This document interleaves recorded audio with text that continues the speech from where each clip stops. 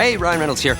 Wishing you a very happy half-off holiday because right now Mint Mobile is offering you the gift of 50% off unlimited. To be clear, that's half price, not half the service. And Mint is still premium unlimited wireless for a great price. So that means a half day, yeah?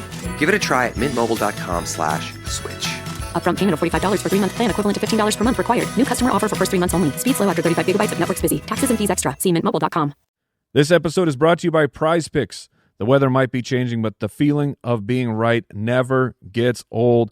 PrizePicks takes your weekend to a new level. We're talking easy stuff. You know what you're doing. More or less. Like Saquon Barkley, more or less than 1 rushing touchdown.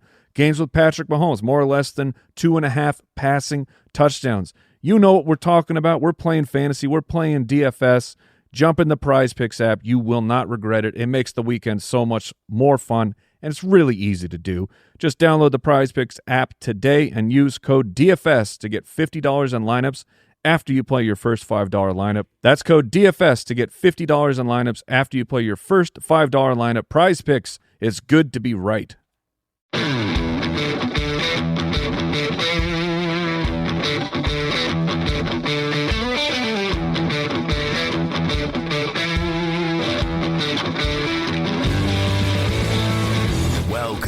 To the Fantasy Footballers DFS and Betting Podcast with your hosts, Kyle Borganoni and Matthew Betz.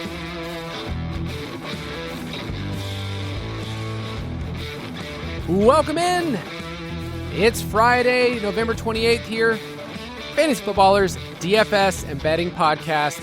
I'm your host, Kyle Borganoni, and I am joined, as always, by Matthew, host Belly Thanksgiving Dinner Betz. What a day. What a holiday. How about those games, man, huh? Whew, that 3-gamer was fun. I will say, the NFL gifted us some really nice game environments on that Thursday slate. They have decided to put this slate on Sunday, man. They've decided to say you could have your fun early in the week. You know, later today you get Bears and Eagles. That's a fun little Friday matchup. Goodness gracious, dude. This slate on Sunday is going to be for the true sickos. As of our recording, there's one game above 44.5 points on this slate, which is Pittsburgh and Buffalo at 47.5. I mean, I'm seeing some 36.5 game totals, 39.5. So we got Max Brosmer probably starting for the Vikings. Like this slate feels very week 18-ish from a game environment standpoint. So we'll talk about how to handle that today, but I'm excited. These are actually like my favorite slates where it's not so obvious to say like, oh, just stack up this one game or that game. You can get off the board this week and you can talk me into a couple different things. So I feel like it's a really fun tournament slate. And I was looking at some of the cash builds. Like, I don't love it, if I'm being honest, which usually means in tournaments, it's kind of a nice week to get off the board a little bit. I think it is our time to shine. And by our time, I'm talking about people that have the DFS pass. Because I do think this is a way to take advantage of looking at a slate and saying, hey, where are all the 50-point games? You know, where are all the game environments where I know this is what's going to happen? We have an opportunity if we just pick the right one to stack it up. Or if you don't look at this and say, you know what, I have to fully stack up. It's more of you finding spots where you can find little correlation points. You know, you're looking at that Jets and Falcons game and say, well, how can I take advantage of that game? Those kind of things. What if you need Darnell Mooney and John Mechie on this slate? I mean, some are asking. Dude, Mechie might be the piece you need. I mean, I could see people playing him in cash. I know they are because he is the anti-AD Mitchell, where like Mitchell, they're sitting on 9 routes and Mechie's getting all these end breakers that work for fantasy and they have worked the last 2 weeks. So yeah, crazily enough, we will talk about Jets this week. Who would have thought? It's not something that I foresaw. So we'll go through, talk about these games. I know that you are just coming off the Thanksgiving slate, which is its own holiday for us with DFS. Turning the page can be difficult because this week we did not do our preview episode like we normally do. It was all devoted to Thanksgiving. So if you're playing kind of catch up, guess what? Everybody's doing the same thing. If you're listening to this episode and you're like, I don't even know what the matchups are, I've been so focused on these games, we will get you up to speed. We'll talk about the games to stack, our salary standouts, give you our slate breakers, and then reveal our survivor pool pick, one that we have a lot of, pretty good amount of confidence in. We did not take anyone over Thanksgiving. I just couldn't do that to myself. I saw some people talking about which teams to take over Thanksgiving slate. I was like, I cannot do that for my own soul. No, I mean, if our Thanksgiving would have been ruined, you're sitting next to grandma on the couch or whatever, and you're just in a terrible mood because whoever couldn't win, I just couldn't live with myself. So yeah, we didn't touch any of the teams on Thanksgiving. We're not doing the Black Friday game.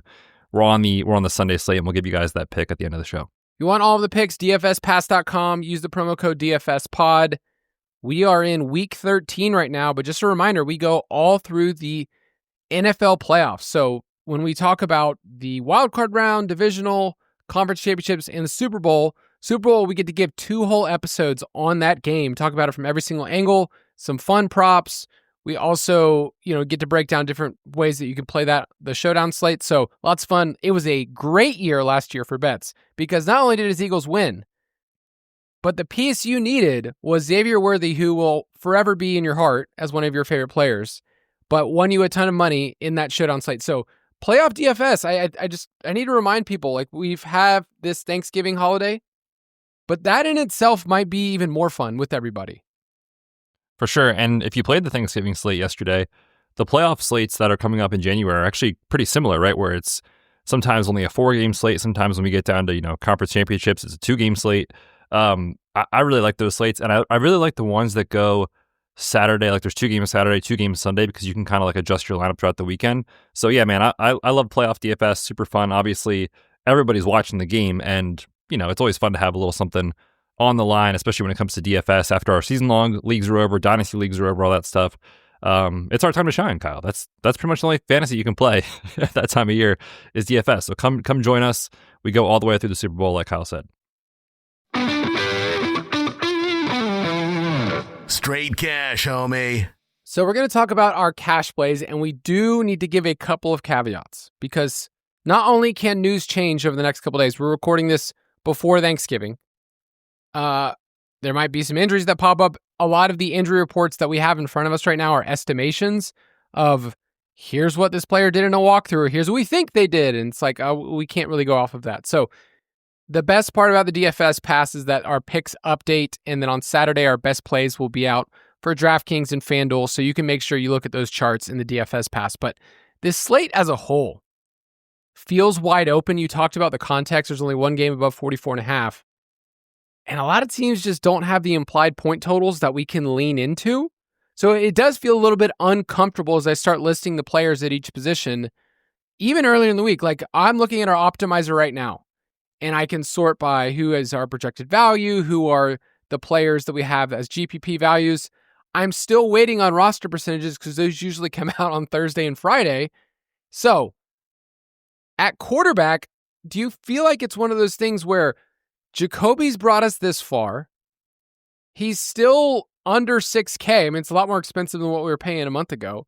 But at 5,800, is it kind of like if it's not broke, just keep going? Over the last month, the NFL leaders in pass rate over expectation are your Arizona Cardinals with Jacoby Brissett. Yeah, I mean, he's averaging over 40 pass attempts per game. We talked last week, like, it does feel like at some point, sooner than later, the shoe might drop where you can't just project somebody to drop back 50 times a game. It's just not realistic.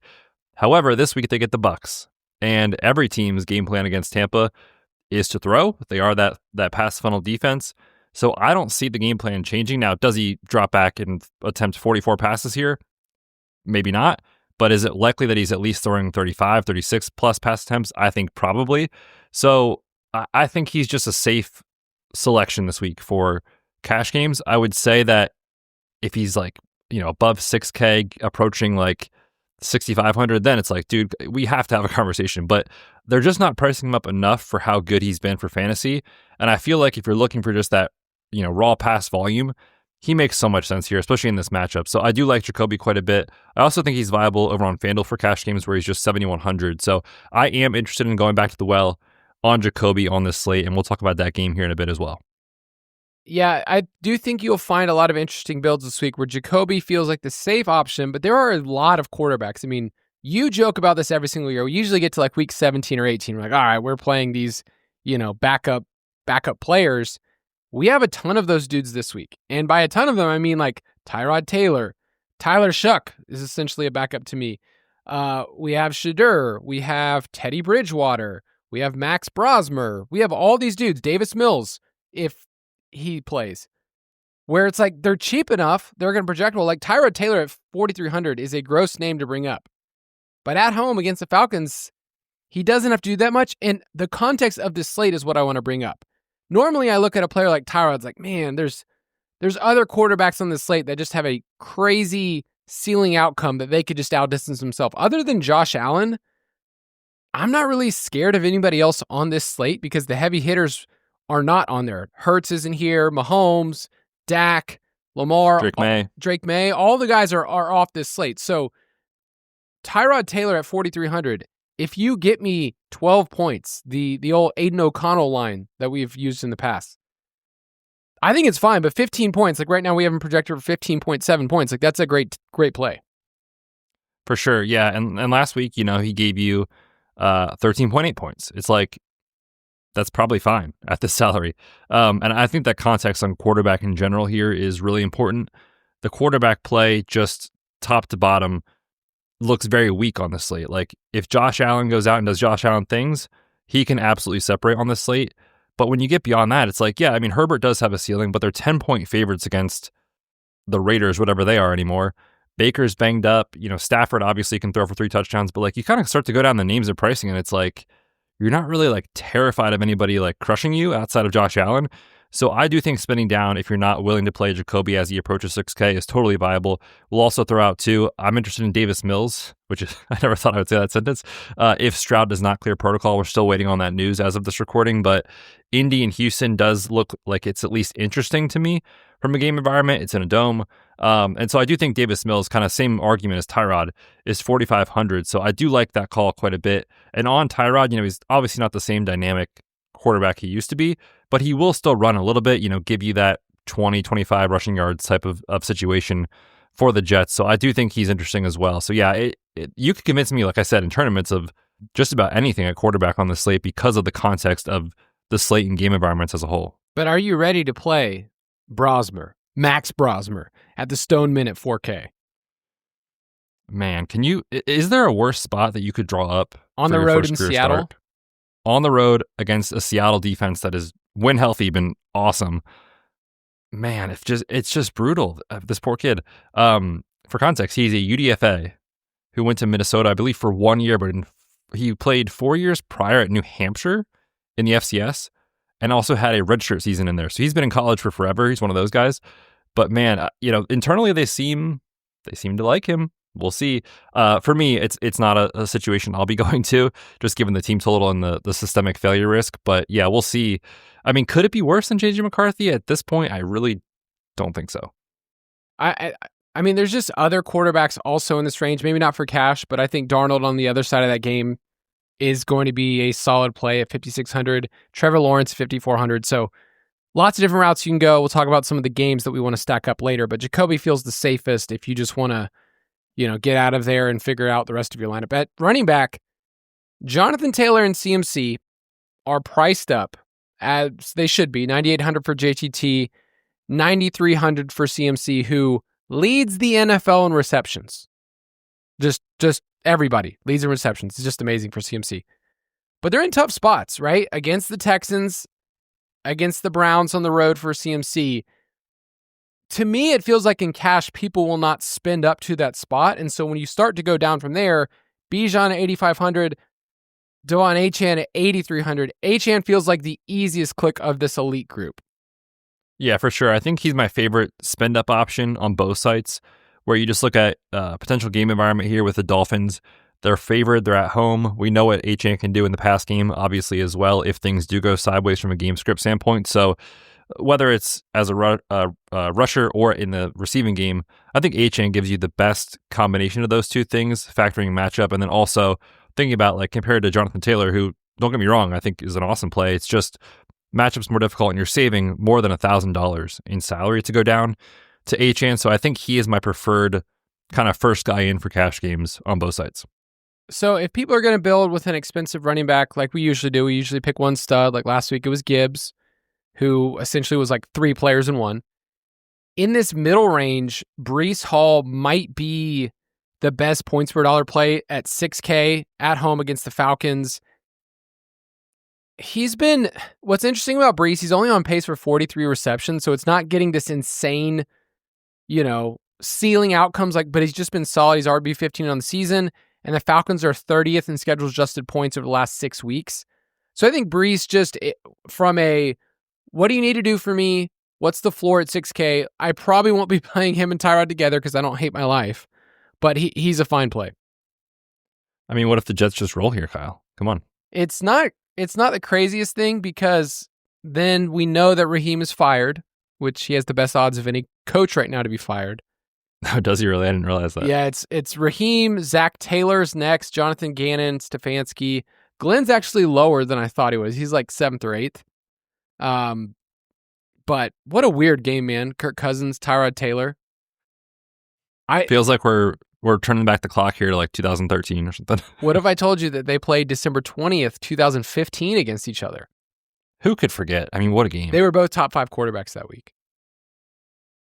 So you're saying there's a chance? I'm saying there's a chance a decade later. But Breece Hall, I think, is in that perfect middle range. I also like Ken Walker as a 11.5 point home favorite at 5,300. He saw his highest snap percentage of the season. 5,300 is a great tag if he falls in the end zone. For sure. And yeah, we were kind of, I think, wondering, because you saw the positive coach speak heading into last week's game on Ken Walker, and they've done this in the past, and coaches do this all the time, but it's like, oh, they actually did come out. He had more snaps, more opportunities, ran more routes than Charbonnet. The annoying thing is, you're still going to see Charbonnet on the field, so Ken Walker won't get everything, but that's definitely factored into price. I mean, 5,300 is very, very cheap considering who he's priced around relative to the talent and upside he has. So I do like Breece. I like Ken Walker as well. Maybe I think there are teams you can do right now that are 3 running back builds, but I do think in general the consensus is Achane, one of those running backs for sure, and then kind of figure it out from there. So I'm with you. Those are my top 3 on the slate as well. Can you play Devin Neal of the Saints, rookie 6th-round running back, who's at 5K, if you're going to play Achane in the same game? I think you could. The tough part for me on Neal is it's not like they gave him away. You know what I mean? Ken Walker is right there for $300 more. I'd probably play Ken Walker just given the team total and touchdown expectation. The Dolphins, for a while they were kind of a punching bag, right? When it came to running backs, they've actually been a lot better against the run over the last 4 or 5 weeks or so. So it's not the cleanest spot on the road against the Dolphins. I think I prefer to find the $300 to get up to Ken Walker if I can. We also have to monitor some news with Ashton Genty. What's his status? We still have to wait on that. So best plays will have all of that reflected in there. Other 5K running backs that I think are interesting are the Steelers running backs. Travis Etienne at 6,500. Kyron, if you wanted to go there, at 6,600. He's also interesting. But on this slate, if you're not going to pay up for JTT or CMC, you're kind of staring at Puka, who is now $9,500, or Puka at 9,000. Do you have a preference on those two at this point in the week, as if your life depended on it? Did you just say Puka is 9,500 or Puka at 9K? Oh, I thought I said JSN at 9,500 or Puka at 9K. I'm not sure. I have no idea what I've said to anybody over the last day. I mean, I probably blacked out there for a second, so who knows what you said. But for just for context, like you said, JSN 9,500, Puka 9K. I mean, these dudes are priced up aggressively, and they should be. I think I lean JSN, but if you wanted to go with Puka, I mean, by all means, please do it. If you have a lineup that you need $500 for and you like it. The only concern with me on Puka is just, the Rams are, 10.5 point favorites, depending on what book you look at here.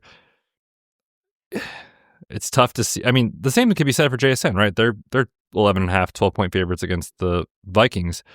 I have concerns on both guys from a game script standpoint. I just feel way more confident, when Sam Darnold is dropping back, JSN will get his. We've seen these weird, Devontae Adams goal line.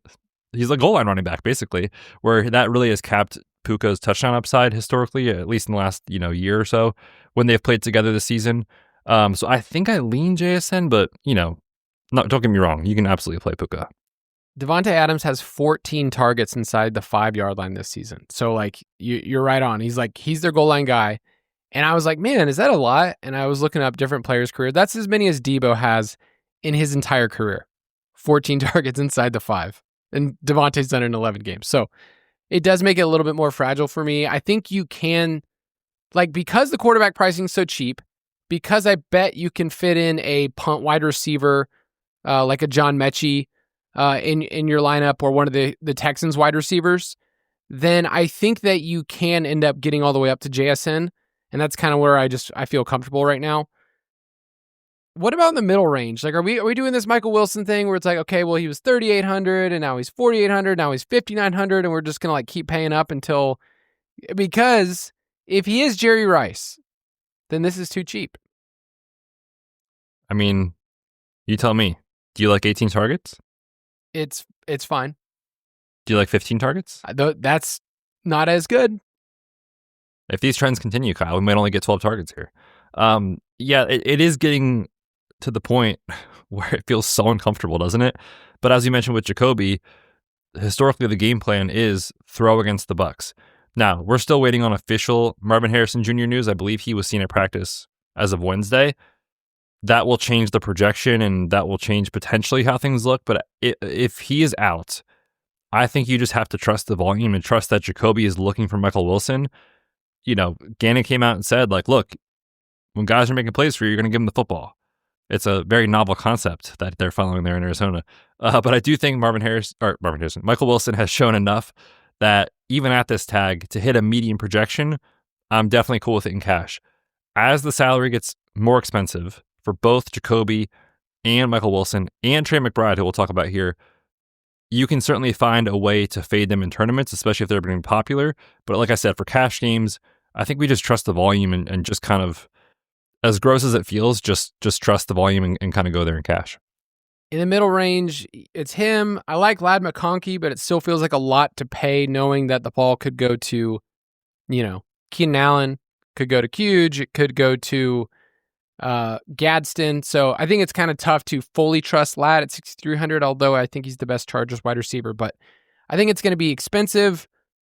Michael Wilson, and then John Mechie, I think, will be the one that people will look at the last 2 weeks, look at the type of routes, his route participation, and at 3,800, like, I get it. Like, I'd be willing, like, right now, I have John Mechie in my cash lineup, and it's early in the week.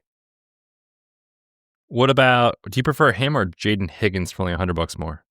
Dude, so I was looking at that matchup. I know we're not going to preview it, but like, so Indy's been really bad against slot wide receivers. They're 29th in fantasy points above expectation to slot wide receivers. So it might be a Christian Kirk spot who's 3,400, or it might be some Jalen Noel who's at 3K. Like, I don't know the right combination. So that's my biggest issue with Texans wide receiver is like, I feel like I'm going to pick wrong. I think Higgins is better than the rest of those. So I'm fine with it. I just wish, like, there's not 3 guys in the mix. On that showdown slate, Kyle, you needed Christian Kirk, who came out of nowhere for a nice game. You've always been a Kirk guy. I've always been a Kirk guy. I've had a soft spot in my heart. I like the boring wide receivers that are just on the field a lot. Maybe it is a Christian Kirk week in tournaments. For me, I think I lean Higgins, but if you had a lineup that you really liked and you needed $100, John Mechie is totally fine. So yeah, don't let this group of guys down here decide how you build your lineup. This is like kind of last piece in for me is how I would put it. At tight end, I have to ask the question, is Trey McBride too expensive now at 7,800? I don't want to say yes. My quick answer is yes. I feel like the answer is yes. I don't want to be that guy. I don't want to say it. But for context, he is the 7th most expensive player on the slate, period, regardless of positions. So that obviously includes quarterback, running back, wide receiver, the whole thing.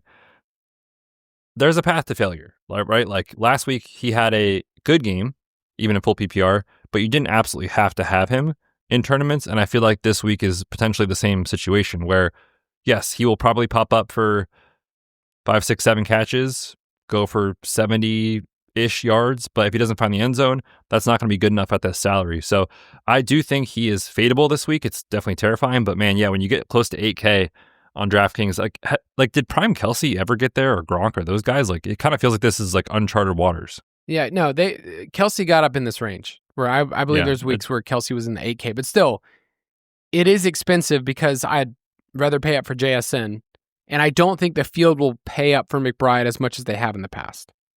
So that's fair. Yep. And on FanDuel too, I mean, he is, what is he over there? 8,300. That's tough. Yeah, it's tough stomaching that. The problem with the Cardinals, and you're probably doing this if you're playing Jacoby in like a home league or something, you're like, man, this is awesome. And then in the back of your mind, like, does the bottom drop out of this? Does like eventually it just doesn't work? Anyway, I think McBride is fine at 7.8. I don't think he's an elite play like he was the weeks before. And so Agreed. I think people will pay down. You have a man listed here, his name is Kyle Pitts, who is still playing in the NFL. I cannot get there. I cannot spend my hard-earned money, no matter what his price is, on Kyle Pitts. You are wearing a shirt that says Atlanta by 1,000,000? Dude, only 1,000. Or by 1,000, I'm sorry. Atlanta by 1,000. We would never score 1,000,000. 1,000 totally. And you can't play Kyle Pitts? No, dude. I mean, that says a lot. That says a lot. Yeah, it's the same as last week, right? Where it's like, there's no Drake London. He's cheap. He's going to run the routes. Will he go 2 for 25 or 4 for 50 and a touchdown? You know, he's the same as all the other guys down here. So in tournaments, I think he's a pretty good fade. I will say I don't love a ton of the other options in this range. So for me, I think he's okay. I also think Harold Fannin is interesting. The only problem with that game is snow. There's a lot of weather concerns. The total is dropping like crazy. But he's 3,400 and the guy is just seeing, 5-6 targets at least every week. So really at that point with the low ADOT, it's like, how bad could it truly be? It's a gross tight end slate because it's pretty much McBride and, I mean, Bowers is obviously in play, but how much confidence you have in the Raiders right now, and Kittle's in play, but there's weather concerns, and you can kind of talk yourself in or out of a lot of these guys. So I do think saving money is my preferred way to go. I'm interested in Brenton Strange for tournaments. He came back and had a really nice role in his first game off IR with the hip injury. So if Kyle Pitts is going to suck up all this roster percentage, like give me Brenton Strange as a pivot in cash or in tournaments rather. But yeah, it's kind of gross this week, man. I'll be honest. Yep. I'm down with those cheap options this week and just kind of moving on. At defense, if you want to play either team in that weather game, so Betz mentioned it, but it started off earlier in the week. I think it was at 40.5. I'm seeing 36.5 as the goodness gracious, as the over-under for the 49ers and Browns. 49ers are 3,600. The Browns are 3K, and you know how good they've been. So, I mean, Andy took the Browns as his almost upset on the Megalodon. I mean, hey, I could buy it. 4.5. Myles Garrett just takes over the game.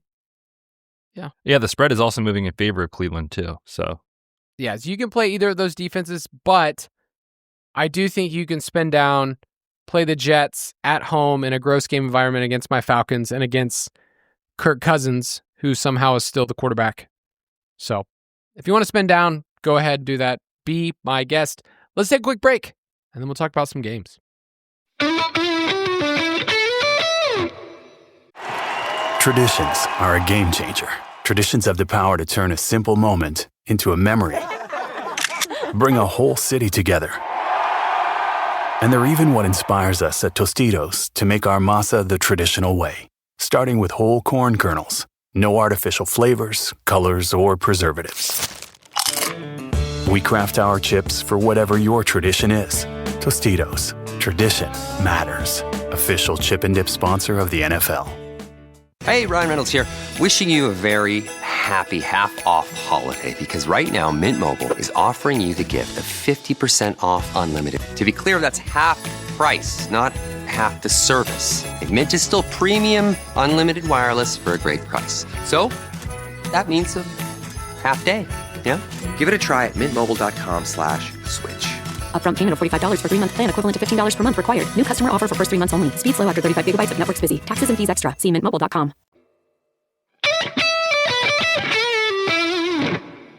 Betz, I don't know if you know this. I enjoy football. I enjoy talking about it for a living. I think what I've done in the last 24 hours is cram in as much football to the point where I'm starting to look at football and go, man, what do I even know anymore? What's up? What's down? It's just so I feel like moving on to this next part of our podcast is like essential for me to just be like, okay, I know these teams because I've been staring at everything for way too long. You also didn't sleep last night, which is not helpful. I missed my sleep, man. I'm gonna make sure that I get my score back up. But let's talk about these games. Stack Attack. Big sleep guy. I've bought into the lie from Big Sleep. You can sign me up for that. I have bought in when they said drink your water, get your rest. I'm down with that. I don't care what the propaganda is. I'm totally down with that stuff. First game we're going to talk about is the Los Angeles Rams at the Carolina Panthers. The Rams are 10.5-point road favorites. The over/under is 45 and 44.5. And the Rams have basically been the best team in the NFL, or at least maybe the most complete team. They're number one in point differential, number one in terms of fewest penalties. So McVay and the boys they're coached up. They understand. Their defense has been awesome. Matthew Stafford is the favorite for MVP. I found this stat wild. He's thrown 24 touchdowns against the blitz this season. That's more than double than any other quarterback against the blitz in the NFL, and he hasn't thrown a single interception. So if you blitz him, it's not been good this year. The problem with the Rams side that we've talked about a couple times over the last month is they're expensive. So when you stack up Rams and you look at this game, and you look at their implied point total, you're like, okay, I need 30 points from this team, and I need a consolidation of the targets. I don't need a one-off Colby Parkinson touchdown, which we've gotten for the last 3 weeks. So how are you handling the Rams side? Because it's easy to look at them and say, I like this team, but they're expensive. They are expensive, but when you, again, kind of boil it down to like team totals on the slate, the Rams are kind of at the top, and they're kind of the only team that's even close to this 28 points. They're at 27.5 for the implied total, so I feel confident that this team will produce touchdowns and deliver. The tricky thing is, like you said, is that 24 points or is it 35 points, which obviously is a huge difference. And at their salaries, like you kind of need that high-end outcome to likely come to fruition. I will say for Stafford, it's hard to draw up a better spot. The Panthers can't rush the passer. They've been bottom two in pressure rate all season. It's been them and the 49ers that just cannot rush the passer. Stafford from a clean pocket. You mentioned his numbers against the blitz, but also from a clean pocket, he's just destroying and well worthy of the MVP, favorite that he has in the betting markets. And when you look at the secondary for Carolina, they will be most likely without J.C. Horn. He's in concussion protocol. The guy that came in to replace him, Corey Thornton, he left with a season-ending injury this past week. And then Trayvon Moehrig is the guy that punched Juwan Jennings in the groin region. He is out because of a suspension. So they're down multiple starters in the secondary. That spells trouble against Puka, Devontae, and obviously Stafford. So I like this spot. I think it's a very clean spot for them. I'm not sure if it's just a one-off player. If you do want to do like a Stafford skinny, if you play a double with Stafford, with both the two main guys, I mean, you're having to dip your toes into like multiple 3K wide receivers most likely, and that feels thin on the slate. But if the Rams are the only team that puts up 30 points and the rest of the game environments are just doo-doo, I think that could work. So you kind of need things to work in your favor, but it's a little bit of a thin needle to thread for me, if that makes sense. All right, I have an important question to ask. Have you ever been punched in the nuts? Not on purpose. Not the way Juwan Jennings was punched. Not like just walking up to somebody and just going for it. I mean, dude, I've watched the video like 9 times, and every time I like cringe. I'm like, man, from one man to another, like, can we just have some respect? Yeah. The spitting, the nut punching. Yeah. Like, can we just be normal human beings? Yeah, that's some disrespectful stuff. I've only had it happen to me once.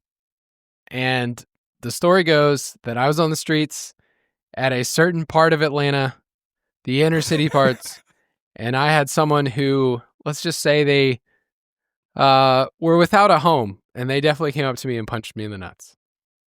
Did you do anything to provoke this? No, of course not. Just ran right at you? Yes, I have a friend that can testify about this.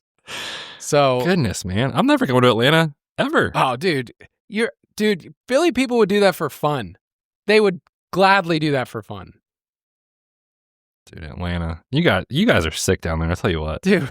Atlanta's great, man. The dirty, dirty South, Kyle. I'm just kidding. It is the dirty Only where South. you live. I like Adams as the leverage play on Puka, who will be much more popular. I have a hard time getting there with Stafford, just because you're looking at him and saying, okay, I need 3 to 4 touchdown passes. He's done that recently, and so you're paying up for that now.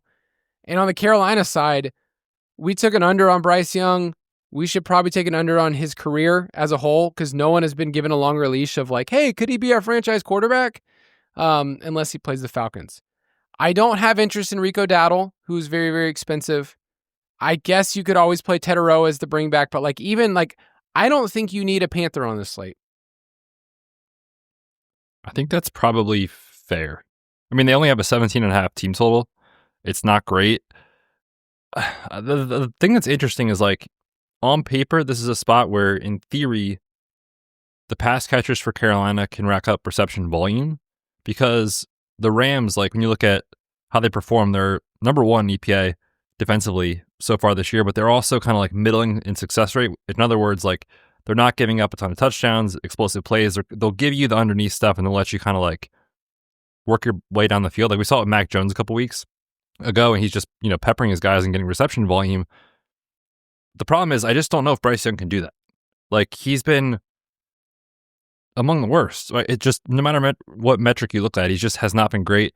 The Rams can create pressure. He's terrible when he gets, a bunch of pressure and gets rattled. I think Dave Canales is going to look at this last week's game and say, why didn't we get Rico the ball more? Let's try to hide Bryce. Can they do that in the game script? Maybe not. I just don't have a ton of confidence on the Carolina side for where things are at. I will say, if you are looking for a sneaky dart, I don't mind Jalen Coker. He's 3,400. He's run more routes than Leggett now in back-to-back games. So if you're looking for just a cheap pivot off of, the Mechie, Jaden Higgins group, I think Coker's interesting. But yeah, man, I personally see more systemic failure for Carolina than I do a full back and forth game. If you are alive in your Survivor and you haven't used the Rams, oh man, I would love to be able to use the Rams this week. It's goodness gracious, it's going to be bad. This looks awesome. Yep. And then Colby Parkinson, I guess, is another player that you could add on. If you're looking at roster percentages and you're saying, hey, how do I get a little different this game? Just add on Colby Parkinson. If you're stacking up Stafford and Puka, you can do it that way. But yeah, I will take the Rams minus 10.5. I'm going to be lame, just like Kyle, and take the massive favorite, which everybody is betting. But I'll take 10.5 with the Rams. All right, next game is Arizona at Tampa Bay. The Buccaneers are 3-point home favorites, despite the fact that we might get some Teddy Two Gloves. In fact, I would assume, based on what I'm reading today and how Baker's talking, I'm assuming it's going to be Teddy Two Gloves. Is that how you're approaching it right now? I think it's a coin flip. I mean, Baker came out and kind of said, if I need to sit a game to be healthy the rest of the season, I will. That was kind of the verbiage. Yes. We'll see. Yeah, and even if it is Baker back there, the Cardinals have been beatable, obviously. They haven't been great. Their defensive injuries have piled up, and that's kind of been a factor. But with Baker, remember the start of the season where he was in MVP conversation because he was doing all these crazy things without Mike Evans and Godwin, and, he's he has a first-round wide receiver, but otherwise, he has nobody out there, and he's putting up all these numbers. The regression has come in a massive way for him in the last 4 or 5 games.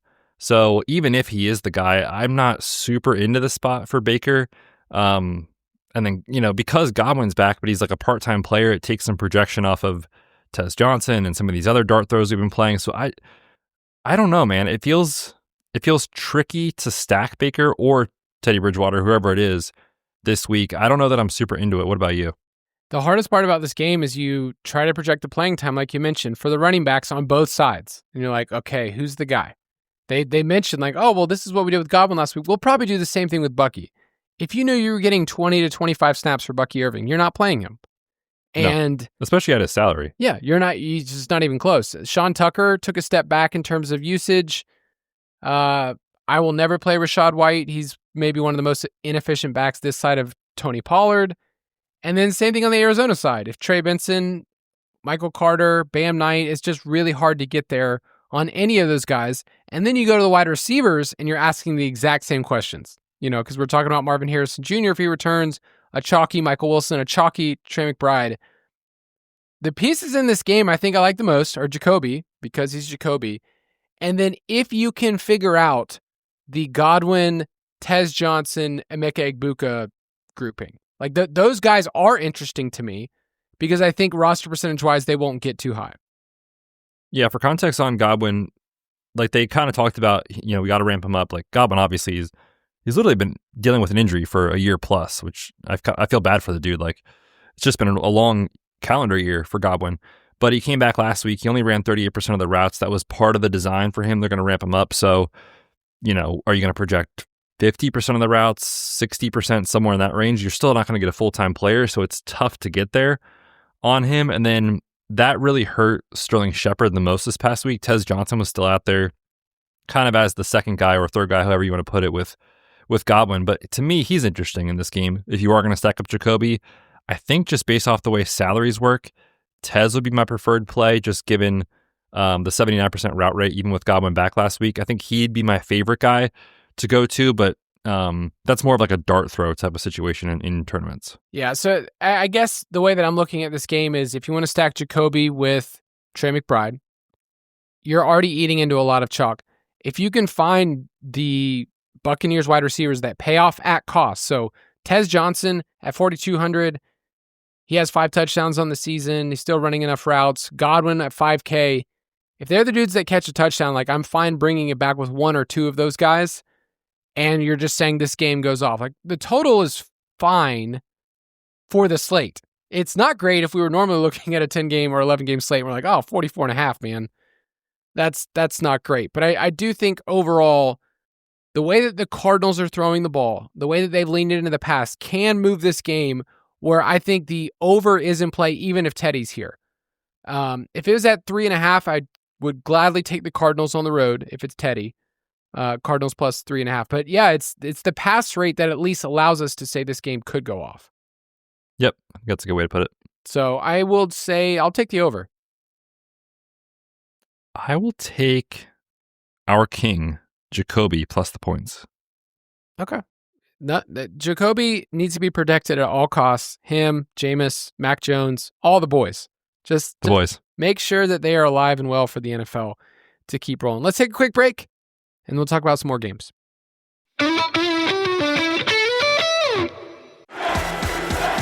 Traditions are a funny thing. They're why we tailgate in the pouring rain, wear full body paint, and refuse to wash that lucky jersey. And just like in football, tradition is what inspires us at Tostitos to make our masa the traditional way, starting with whole corn kernels. No artificial flavors, colors, or preservatives. Crafted for that perfect crunch. Tostitos. Tradition matters. Official chip and dip sponsor of the NFL. Hey, Ryan Reynolds here. Wishing you a very happy half-off holiday because right now Mint Mobile is offering you the gift of 50% off unlimited. To be clear, that's half price, not half the service. Mint is still premium unlimited wireless for a great price. So that means a half day. Yeah? Give it a try at mintmobile.com/switch. Upfront payment of $45 for 3-month plan equivalent to $15 per month required. New customer offer for first 3 months only. Speed slow after 35 gigabytes if network's busy. Taxes and fees extra. See mintmobile.com. All right, let's talk about the game that might be the most high profile of any game on this main slate. It is the Buffalo Bills and Pittsburgh Steelers. I'm looking at a line right now. It is Buffalo minus 3.5 on the road. The over-under is 47.5. The Bills right now are the 7 seed. The Steelers are the 9 seed. So this has a lot of playoff implications.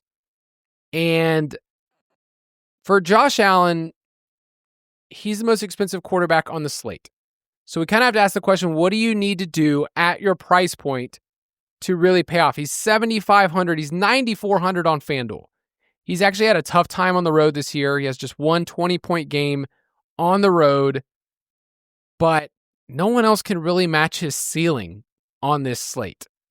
So because it has the highest total, because it has Josh Allen, do you think that people will flock to this game? I don't think so necessarily because I don't know what game people are flocking to, let's be honest. None of the games. People are just not going to play this week. the reason I don't think you're going to see that is because, as is the case every single week with both Pittsburgh and Buffalo, it's so hard to stack, right? Like, we're still waiting on Dalton Kincaid's status. He didn't practice to start the week with the hamstring issue. They still have this weird wide receiver rotation. Is Keon Coleman going to play or not? They just signed Brandon Cooks. Like, it's just a weird team with the wide receiver rotation they have. So no individual player, as far as the pass catcher, likely is going to project well unless we get good news on Dalton Kincaid. So it's always really tough to stack Josh Allen, which in DFS keeps his roster percentage down at times. On the other side, the same thing is true with Rodgers stacks, where it's like, in theory, you just play him with DK Metcalf, but Metcalf got banged up a little bit last week, and his usage has still been pretty uninspiring. They don't really treat him like a true wide receiver one. So it's always tricky to stack up these games, and that's why I think you could see roster percentage stay in check. I do think if you wanted to play Josh Allen naked and not worry about trying to chase the stacking partner, just hope he goes Superman here off of a loss, I don't mind that angle as well, especially if everybody is playing Tyrod and Davis Mills and Jacoby and these guys that where you're just like, oh, they all went for 18 to 20. Josh Allen can go for 35. I mean, we've seen 40 before from this guy. He could bury the rest of the position on the slate. So I don't mind him naked. It's just, it feels like every week you're just like chasing your tail trying to figure out how to stack him. Don't you agree? Yeah, I want to figure out who that wide receiver is. I mean, Shakir last week went for over 100. And over the last 6 weeks, the Steelers are dead last in schedule adjusted fantasy points allowed to wide receivers. So somebody of the crew, of the, hey, it's Joshua Palmer, it's Gabe Davis, if Keon Coleman's on the team, it's Tyrell Shavers, it's Brandon Cooks who's back on the team, Elijah Moore now not on the team. But I think you can skinny stack him. But yeah, if you want to, if you don't want to play that game, if you're like, hey, it's Gabe Davis catches the touchdown and I didn't have him in my player pool, you can do that. If Dalton Kincaid does miss this week, which he wasn't at practice on Wednesday, according to when we're recording, then you can stack him with the cheap Dawson Knox. And I'm okay with that because it's the tight end position. If you airball, you airball. Could you play Josh Allen and James Cook together? I don't mind that at all. You just get all the touchdowns for Buffalo, and you hope that you hope the other expensive running backs, if you're going to do that, you have to have like CMC and Taylor I mean, those guys hardly ever quote unquote fail, but they have to be not what you needed because it's hard to play Allen, James Cook, and those expensive running backs. So you kind of need the top of the pricing to fail relative to cost, which could happen. CMC's not in the cleanest spot. Taylor's not in the cleanest spot. Like, it certainly could happen. So I don't mind that at all, especially in some of the smaller fields I play where you need to get less stuff right. And you just say, hey, the Bills are the only team that rolls here. That's definitely an interesting angle on the slate. I like that. On the other side, we know that the Bills are a run funnel defense. And yet with the Steelers, we're looking at Jaylen Warren and Kenneth Gainwell and going like, I wish I could just play Steelers running back and I would get all the points there. I mean, Gainwell had 122 scrimmage yards last week. He has 4 games of 6+ receptions on the season. So he's one of 4 running backs in the NFL to do that. And the usage is always weird. I know Warren has games where he's kind of banged up and they've rested him and they didn't want him to get hurt. But Gainwell's been really effective as a pass catcher. So if you wanted to skinny stack Josh Allen and pick one of the running backs, I think that makes a ton of sense because of how bad Buffalo is against the run. For sure. I'm just going to pick wrong, that's the problem. Yeah. I think in theory they would prefer to have Warren as the guy, but to Kenneth Gainwell's credit, he's played incredibly well with his opportunities. So I don't know that they can really do that anymore. So it's one of those where projection systems are going to give a little bit to Gainwell and some to Warren, but there's a path where one of these guys just gets hot in the game and they keep fitting them more than what we projected. So I think this is one of those spots to attack and just say, hey, projections could be wrong. Roster percentage is probably going to be kept down because of that. I really don't mind playing either guy and just hoping you run pure here. Former Eagle great and former Super Bowl champion Kenneth Gainwell. Who could forget? Dude, he's always been a fun player and maybe a more fun player to play in Showdown. I just remember on some of those Eagles games, I was like, I'm not playing, Swift. I'm playing Gainwell, those kind of things. So, right. So the hardest part about Metcalf, I will kind of end here about the Steelers side, is the usage says that he leads the team in target share, 26% over the last 3 weeks. But that has meant 35 receiving yards per game. Like, do we care about this player, or are you just going to let roster percentages dictate, and if you stack up Josh Allen, he's a bring back? That's it. That's mostly it. The other thing is, like, there's some question marks on his health. He left last week with an ankle injury, came back in the game, left again. He's supposed to play. You know, we're not saying he'll be out, but it's just there's a world here where he's not fully 100% healthy, and you have the health concerns plus just the usage has been frustrating. Like, if he is going to be popular, I would certainly prefer to look the other way, is how I'd put it. All right. The line is Buffalo -3.5. It's 47.5. It's on the road. Don't like that 3.5. I like the under. Okay. And you're just going to play one of the running games if you're looking at it that way? That or Josh Allen. Okay. I'm just going to stay away from this line. You know, like the real sides and totals guys, they know when to step back and to not do it. I mean, you are the thought leader in the space, Kyle. I need to quickly mention Houston at Indianapolis. The game, when I looked at my pace of play articles, like, this game's a 3 out of 5, which is middle of the road, meaning it can go either way. But this is an important game in the AFC South. Like, the Houston's won 3 in a row. And when you look at their losses this year, they're all one score and they're all against playoff teams. So I think Houston is better than what they get credit for. And Davis Mills has been really good stepping in. I'm approaching this game, regardless of Stroud or Mills, is looking at it as a correlation play. So if it's Nico Collins and a low roster Jonathan Taylor, and you're just saying, I'm soaking up the production of the 2 best players on this team, you can do it that way. Nico's last 3 games against the Colts: 7 for 146-1, 9 for 195-1, and 6 for 117. So let's predict the stat line here. Kyle, what are we getting? 48 for 505. He is what you need. Yeah, and he's also kind of in like a no man's land pricing wise too, kind of where like we talked about like Puka and JSN at the top and then trying to find some cheap guys. It's not that much more to get from Michael Wilson and Nico Collins. Like if we just zoom out, Nico is a stud. I think he's a really good play on the slate, so I like that. Yeah, I want to look at the Texans' cheap options, but I think Nico is such a good play. I almost made him a slate breaker, but instead I picked this guy.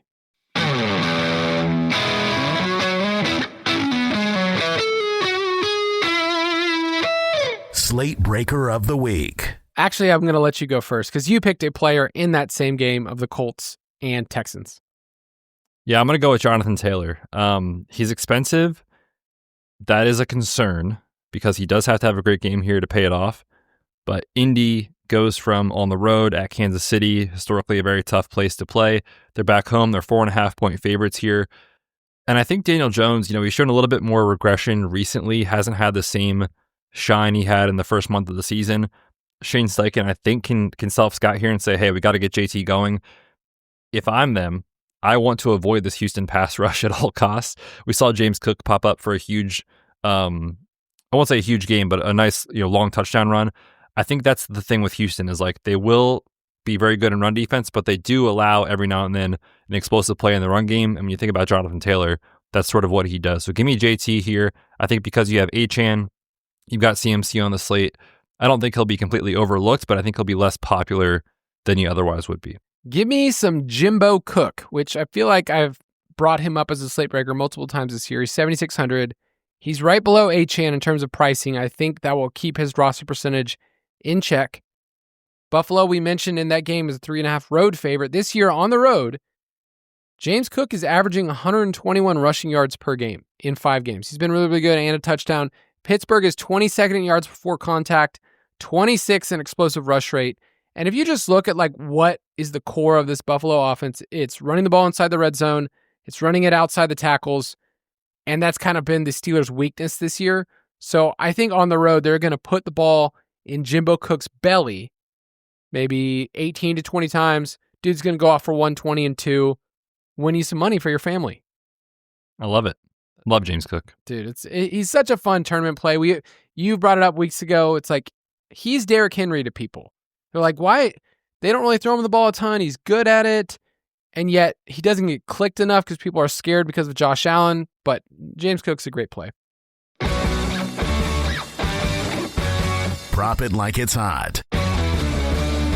Speaking of hot, this segment all year long has been just rolling in piles of cash. And I'm talking like our hit rate is like almost 90% bets. I mean, why? We need to be taking our own advice and just stop. Just don't play DFS. Just bet these props. No, I'm just kidding. Look, at some point, Kyle, on this show, the wheels might fall off. We feel like Jacoby right now, Feels like you can't miss, but we've been in the lab. Kyle told me these are two stone cold locks. You wanted to go shopping on Black Friday? This is how you make your money. And also, we need to make sure that we only give out unders. Like what from now on, it's unders, and you could talk me into like one over in the week. But I will be taking the under, and we alerted everybody in our Discord that has the DFS pass, that has the props. Tua Tagovailoa, Who? Tua, under his passing yardage is at 221.5. He's hit this line just twice in his last 9 games. And over there, since week 6, Miami is 31st in pass rate over expectation. Man, the wheels are falling off here. Tua under 221.5. Kyle's limping to the finish line. I like it. I'm going to take under 19.5 completions for Sam Darnold. When you look at just projected game script, we played this last week against the Titans. Pretty much a similar argument, right? Like they're favored by 11.5 points, 12 on some books against Max Brosmer. We think likely going to be a very run-heavy game script here. He has been under this line in the vast majority of Seattle wins. He's only been over in 2 Seattle wins because they take their foot off the gas. They will feed the running backs in a positive game script. Meanwhile, on the other side, the Vikings defensively have faced the league's 3rd lowest pass rate over expectations. So we're projecting a very run-heavy game plan here for Seattle. Yep, and you can find all of these if you have the DFS pass. Our props article, which is on the fantasyfootballers.com, we have those posted every single week, and you can get notified immediately when we take these lines. Because I'm looking at this Tua line, dude. Moving the lines. It's not there. It's not there anymore. Kyle. I mean, you're the guy. You're the guy laying the lumber on these units. I saw somebody, I need to give them credit in our Discord, that said like, man, do you think I can take my closing line value to the bank and ask them if I can cash in? Oh, man. That's good. That's good stuff. All right, one more segment.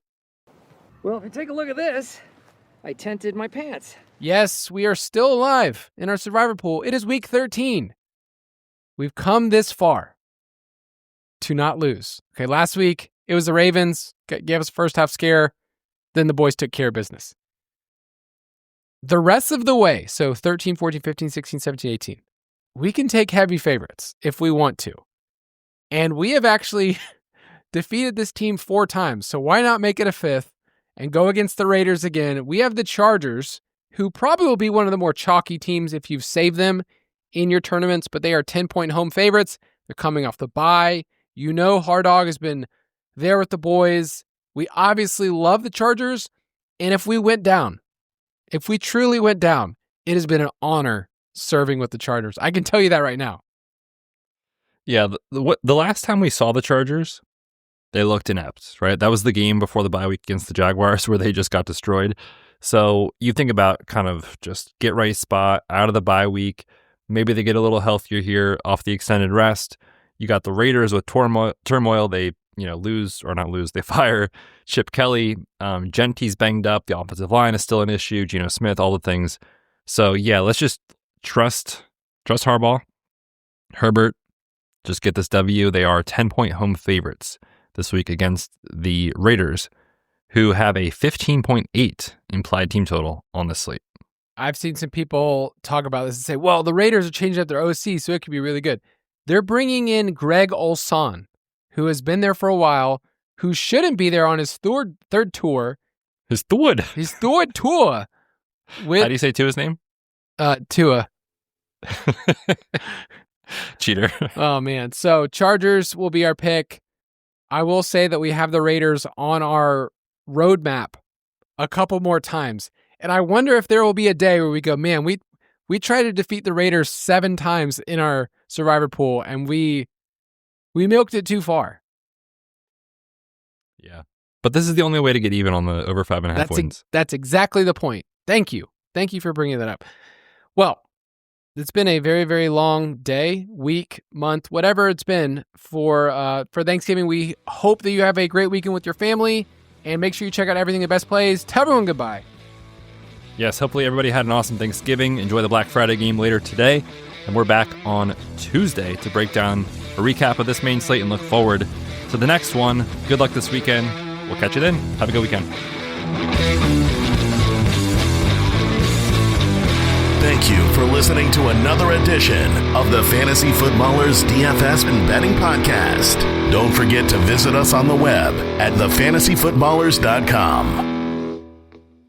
Hi, neighbor. Save up to 70% on classic furniture and decor through December 2nd. It's Black Friday at Birch Lane, a Wayfair specialty brand. Find classic style for joyful living and get free shipping on everything. Shop online at birchlane.com.